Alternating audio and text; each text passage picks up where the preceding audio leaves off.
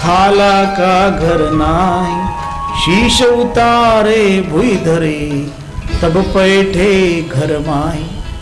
કે અહીં તો જે મસ્તક અર્પણ કરે ને એને જ અંદર પ્રવેશ મળે, એટલે માથું અર્પણ કરે.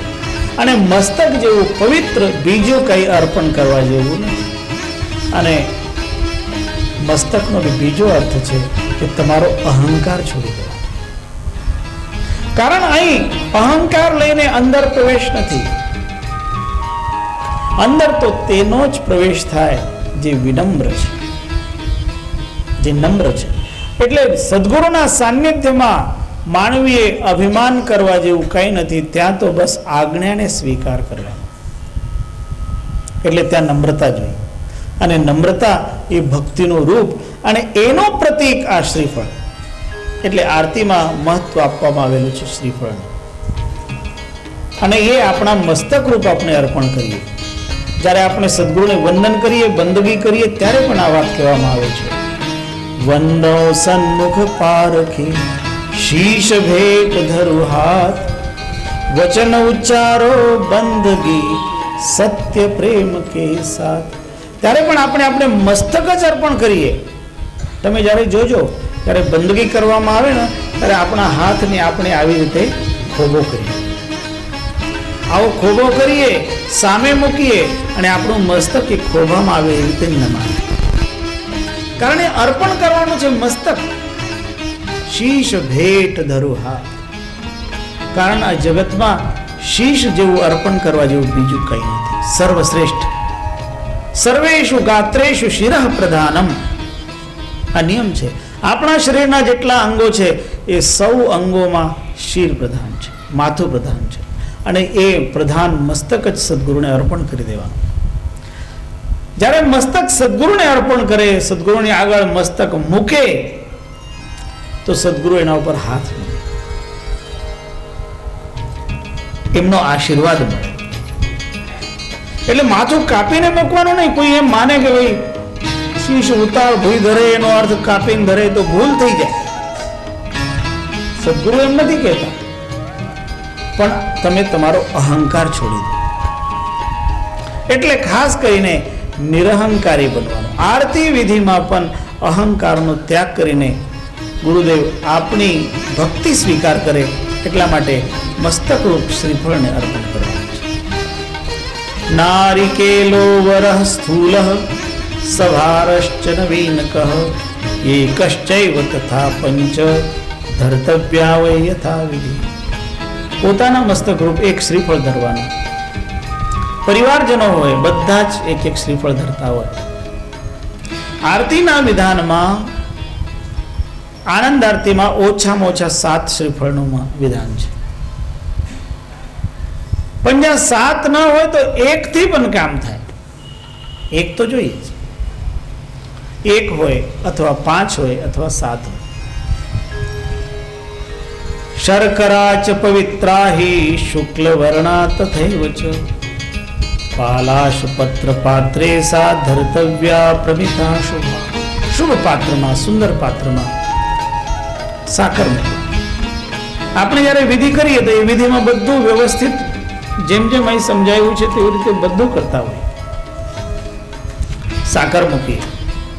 સ્થૂલ તાંબુલ પત્રાણી છિદ્રાદિ વિરહાની વિધાર્યાણી ચ તત્રૈવ પંચવિંશાધિકમ શતમ. પછી સારા સારા નાગરવેલના પાન, તાંબુલ પત્ર નાગરવેલના પાન, એ નાગરવેલના પાન પણ ત્યાં ભેટમાં મૂકવામાં આવે. 125 પાન, 125, 25, 50, 125 એવી રીતે પાન મૂકવાના. એ પાનની પાછળ પણ એક વિજ્ઞાન છે. એક પાન બરીન કા હાટો હાટ બિકાય, એક પાન સદગુરુ કા સત્યલોક લે. કે પાનની મહિમા પણ એટલી છે. અને એના માટે આખું આ પાનનું એક વિશિષ્ટ શાસ્ત્ર છે.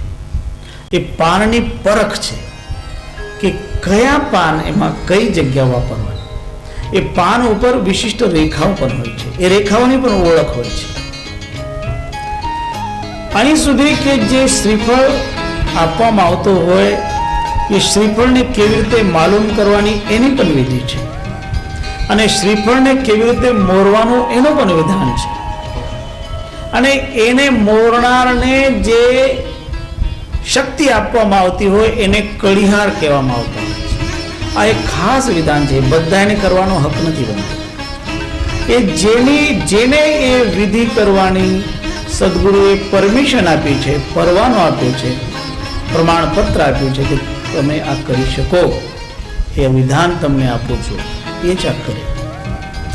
એટલે જેને કર્ણધાર બનાવ્યા હોય, કર્ણધાર એટલે જેવી રીતે નાવ ચાલતી હોય ને, તો નાવમાં એક સુકાની હોય, જે સુકાન લઈને નાવને ચાલતો હોય, તો એ નાવને પછી તોફાન આવે તો એમાંથી બચાવે, દરિયાથી પાર કરાવે, તો એને કહેવાય છે સુકાન ધારણ કરને વાલા કડિહાર, એટલે કર્ણધાર.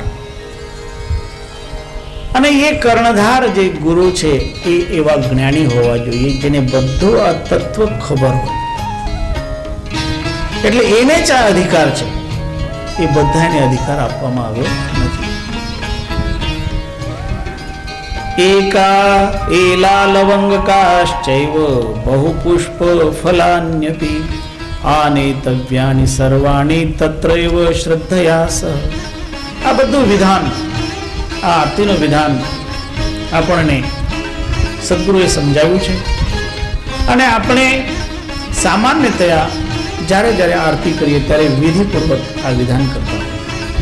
આપણે ત્યાં દર વર્ષે ભાદરવી પૂનમ જ્યારે આપણે ઉજવીએ ત્યારે બધાને આપણે આમંત્રિત કરીને સામેલ કરીએ છીએ કે બધા આવે અને બધા આ આરતીમાં સામેલ થઈ જાય. અને આરતી માટે તો ખાસ લોકો આવતા હોય. અમે બધાને કહીએ કે આરતી પણ આપણે કરવાની, પણ સાથે સાથે સત્સંગ પણ કરવાનો. થોડીક રુચિ સત્સંગમાં પણ રાખવાની, કારણ સત્સંગ અને આરતી બે સાથે હોવા જોઈએ. એટલે હવે અમે એક એવું વિધાન કર્યું છે કે જે પહેલા એક દિવસનો અમે આરતીનો કાર્યક્રમ કરતા હતા, હવે એને અમે 2 દિવસનું કર્યું. હવે વિચાર કરી કે 3 દિવસનું કર્યું, કે થોડો લોકોને સત્સંગનો પણ લાભ મળે, થોડુંક એમાં જ્ઞાનનો પણ લાભ મળે, અને પછી એક આપણે આરતીમાં ચલાવ આરતી પણ કરીએ ને એક આનંદ આરતી પણ કરીએ. એવી રીતના વિધાન કરીને આપણે જગતમાં સુખ શાંતિ ફેલાય, જગતમાં બધાને આનંદની ઉપલબ્ધિ થાય, એના માટે આ સંપૂર્ણ વિધિ વિધાન આપણે ભાદરવી પૂનમ ઉપર કરતા હોઈએ. એમાં બધાને આમંત્રિત કરીએ.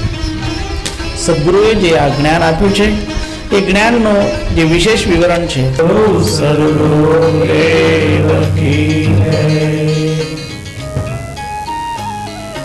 દંડવત ગોવિંદ ગુરુ પ્રણવ અભજન સોય पहिले भय प्रणाम तिन नमो जो आगे हो. बोलो सदगुरु देव की. श्रीमद् ब्रह्म निरूपणम ज्ञान यज्ञ. आ ज्ञान ग्रंथમાં સદગુરુ કબીર ભગવાન સૌ પ્રથમ જ્ઞાન, પછી યોગ ધ્યાન, પછી ભક્તિ આરતી, પછી ફરીથી સહજ ધ્યાન, એવી રીતે જ્ઞાન અને ધ્યાન અને ભક્તિ અને ઉપાસના,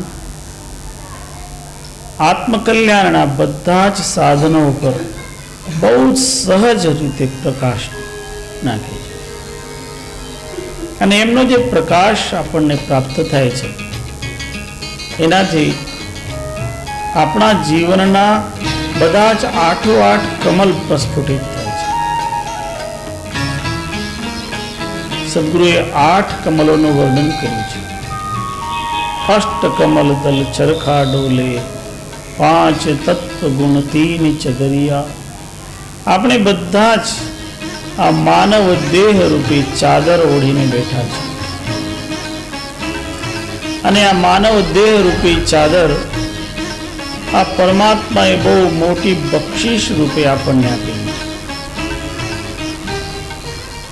જેમ સદગુરુ કબીર સાહેબ બહુ સ્પષ્ટ કહે, જ્ઞાન ગોદડીના અંતમાં સદગુરુના વચન છે, સાહેબ કબીર બકસ જબ દીના, સુર નર મુનિ સબ ગુદડી લીના.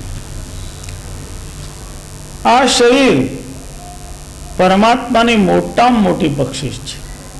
માનવ દેહ સૌથી મોટી બક્ષિસ. અને પરમાત્મા આ બક્ષિસ આપણને આપે છે તો એનું કારણ તો એ જ કે પરમાત્મા કંઈક આપણા શુભ કર્મથી રાજી થયા. કોઈ પણ કોઈને બક્ષિસ ક્યારે આપે? એના કાર્યથી પ્રસન્ન થાય, બીજા કરતા એનું કાર્ય એને ચડિયાતું લાગે તો એને બક્ષિસ આપવામાં આવતી હોય. બધા જ સરખું કામ કરે તો પછી બધાને સરખું જોવું પડે તો બધા એક સરખા થઈ ગયા. પણ પરમાત્માએ બધાને એની એની યોગ્યતા પ્રમાણે બક્ષિસ આપી. માનવ દેહ તો આપ્યો, પણ માનવ દેહ કરતા પણ વધારે ચડિયા તો એને અવસર આપ્યો. દરેકની જુદી જુદી કર્મ પ્રમાણે જુદી જુદી બક્ષિસ મળી છે. માનવ કૃપા, માનવ દેહ પ્રભુ કૃપાથી મળ્યો ને એમાં જે સત્સંગનો જ્ઞાનનો અવસર મળ્યો એ વિશેષ કૃપા છે. એટલે સાહેબ કબીર બકસ જબ દીના, સુર નર મુનિ બધાને આ ચાદર મળે છે. દરેકને પોતપોતાની શક્તિ પ્રમાણે, પોતપોતાની ભક્તિ પ્રમાણે એને વિશિષ્ટ દેહ પરમાત્મા આપે છે. અને એ ભક્તિમાં એ વધારો કરે તો પરમાત્મા હજી રાજી થઈને આનાથી શ્રેષ્ઠ આપે. એટલે પરમાત્માની કૃપા સમજીને આપણે આ માનવ દેહથી હજી શ્રેષ્ઠ કાર્ય કરવું. જેટલું વધારે શ્રેષ્ઠ આપણે કાર્ય કરીશું એટલા જ પરમાત્મા આપણા ઉપર વધુ રાજી થશે. અને બીજી વાર આપણને મોકો આપે તો આનાથી ચડિયાતો મોકો આપે. આપણે ઉતરતી કક્ષાએ નથી જવાનું. નાનક નામ ચડતી કલા. નાનકજી, ગુરુ નાનક દેવજી કહેતા કે તમે નામની કલા ઉપર ચડો તો ચડતી કલા જ થાય. ચડતી કલા થાય તો ચંદ્રમાની કલા જેમ જેમ ચડે તેમ તેમ પૂર્ણિમા સુધી પહોંચે. ઉતરતી કલામાં તો અમાવસ આવી જાય. જીવનમાં ભક્તિની જે આરાધના, જે સાધના છે એ ચડતી કલા હોવી જોઈએ. નિરંતર ચડો. એટલે શાસ્ત્રો આપણને સમજાવે, આગળ વધતા રહો. ચરય વયતી ચરય વયતી ચરય. થાકતા નહીં કોઈ વખત. થાકવાનું. ઘણા લોકો 55 વર્ષના 60 વર્ષના થાય એટલે રિટાયર્ડ થઈ જાય. રિટાયર્ડ નો મતલબ શું હોય છે? રી એટલે અગેન, ટાયર્ડ મતલબ થાક્યા. જે ફરીથી થાક્યા એટલે જે ચાલતા હતા એ ચાલતા ચાલતા ચાલતા થાકી ગયા. એક વખત તો થાક્યા જ હતા, દુબારા થાક્યા એટલે બેસી ગયા. એ રિટાયર્ડ થવાનો અર્થ છે. આપણે રિટાયર્ડ નથી થવું. Never gate tired. થાકવાનું નહીં. બસ સદગુરુની ભક્તિમાં લાગ્યા રહેવું. એટલે ભક્તિમાંથી કોઈ રિટાયર્ડ